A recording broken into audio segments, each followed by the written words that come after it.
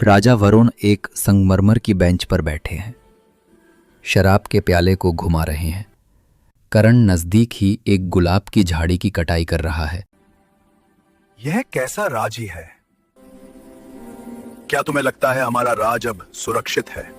खजाने के ताले मजबूत हैं, हर कोना पे गार्ड तैनात है, फिर भी सोना गायब हो जाता है, जैसे कोई भूत हमें लूट रहा हो। महाराज, ताला सिर्फ हाथों को रोक सकता है, पर असली जुम तो दिमाग से होती है। शायद समस्या ताले में नहीं, बल्कि उस आदमी के दिमाग में है जो उस ताले के राज जानता है। अनार के पेड़ पर छिपा चोर ये बातचीत सुनकर मुस्कुराता है। ये माली कुछ ज्यादा ही समझदार लगता है। चलो देखते हैं इसका दिमाग मेरी चालाकी के सामने कितना टिकता है।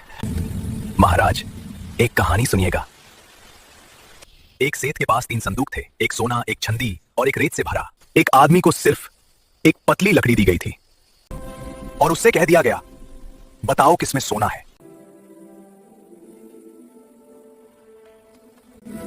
फिर उसने कैसे पता लगाया? करण बोला, उसने पट्टी को तीनों संदूकों के ऊपर रखा और एक सिरे से दूसरे सिरे तक चला। पहले पर पट्टी ने चटखनी की, दूसरे पर कराहनी और तीसरे पर वो पूरी तरह चुप रही। और उसने तुरंत उस संदूक को पहचान लिया जहां पट्टी कराही थी। राजा वरुण बोला, अरे ये तो सीधा है, सबसे भारी संदूक यानी सोने वाले के ऊपर पट्टी कराही होगी। नहीं महाराज, जवाब उतना सीधा नहीं होता। सोना वाला संदूक पूरी तरह से भरा था, लेकिन उसमें हवा की जगह नहीं थी। बाकी दोनों संदूकों में हवा थी। और जब आदमी चला हो रहा तो उनके सिक्के हिले और खानक हुई।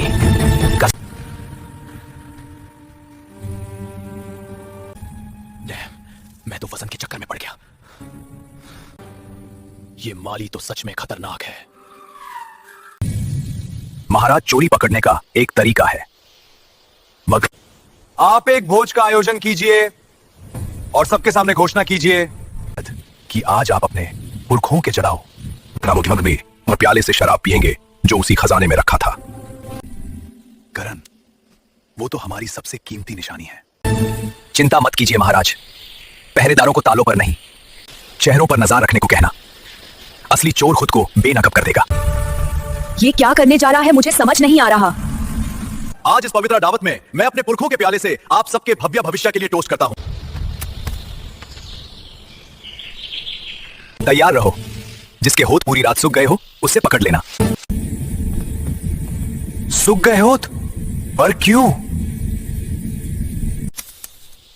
क्योंकि जो निर्दोष है वो राजा को पीता देख अपने होठ चट लेगा, पर जो चोर है वो जानता है इस प्याले में शराब है ही नहीं।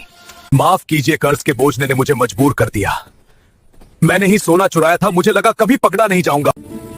करान, तुमने ये कैसे जाना? बस होठ देखकर। जी महाराज, जिसने सच जाना उसके शरीर ने उसका राज खोल दिया। जो प्याले के अंदर झंक चुका था उससे प्यास नहीं लगी, उसके होठ उसकी सजा बन गए।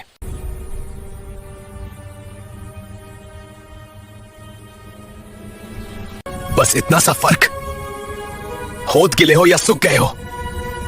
मैं सोना चुराने आया था, पर यहां तो मैं एक जिंदगी भर का सबक ले गया।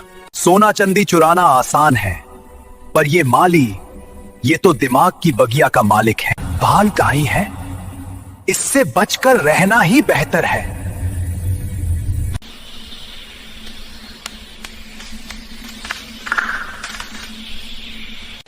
कभी कभी खामोशी सबसे बड़ा जवाब होती है।